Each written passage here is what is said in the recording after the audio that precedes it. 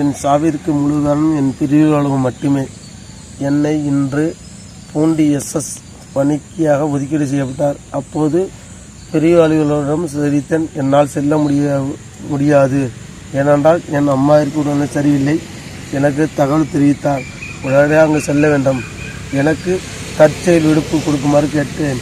அப்போது அதெல்லாம் கொடுக்க முடியாது, நீங்கள் உடனே பூண்டி SS பணிக்கு செல்லுமாறு கேட்டார். மீண்டும் அவங்களோட அறிவித்தேன், என்னால் செல்ல முடியாது, ஏனென்றால் எங்கள் அம்மாவிற்கு புற்றுநோயால் பாதிக்கப்பட்டுள்ளார்.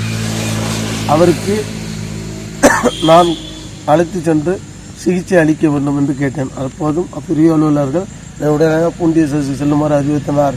எனக்கு உடனே மன உளைச்சல் ஏற்பட்டது. அதனால் இந்த முடிவுக்கு வந்துள்ளேன். என்னுடைய முடிவு என்னுடைய கேங்மேன் அனைவருக்கும் என்ன மாதிரி எடுத்து செல்ல வேண்டாம் என்று கேட்டுக்கொள்கிறேன். ஏனென்றால்